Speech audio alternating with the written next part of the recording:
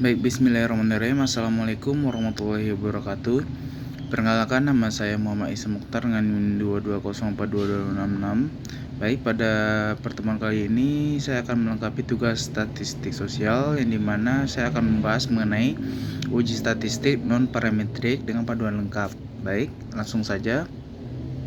Pendahuluan, uji statistik non-parametrik adalah jenis uji statistik yang tidak memerlukan asumsi yang ketat tentang distribusi data populasi, terutama asumsi normalitas. Dengan kata lain, uji ini dapat digunakan pada data yang tidak mengikuti distribusi normal atau ketika informasi tentang distribusi populasi tidak diketahui.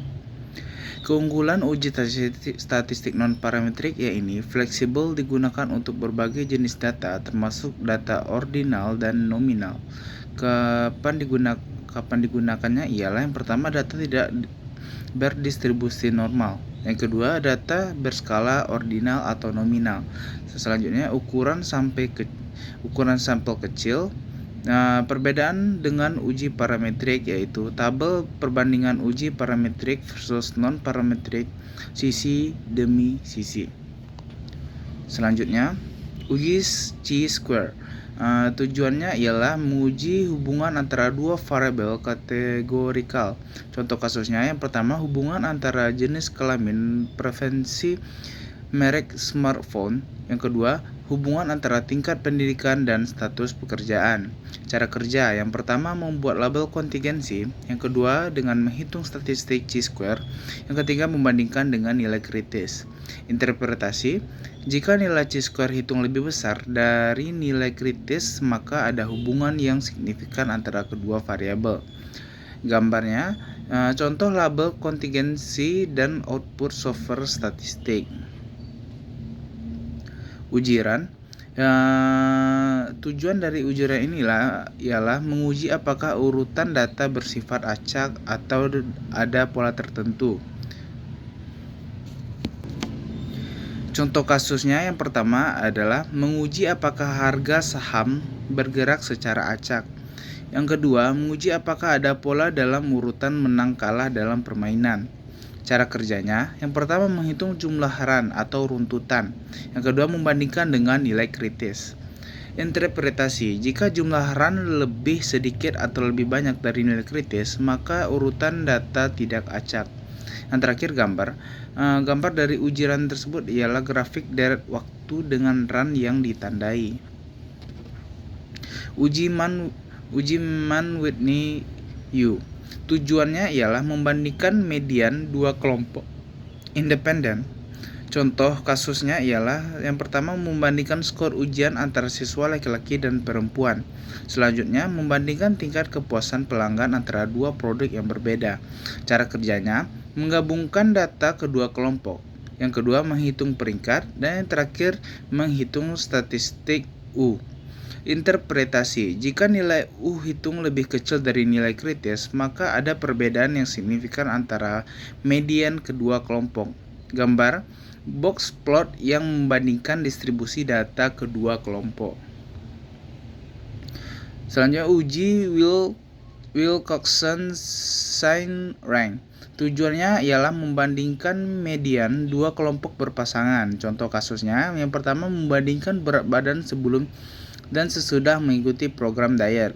Selanjutnya membandingkan tingkat stres sebelum dan sesudah mengikuti terapi. Cara kerjanya, yang pertama menghitung selisih antara pasangan data. Yang kedua menghitung peringkat absolut dari selisih. Interpretasinya, jika nilai T hitung lebih kecil dari nilai kritis, maka ada perbedaan signifikan antara median kedua kelompok.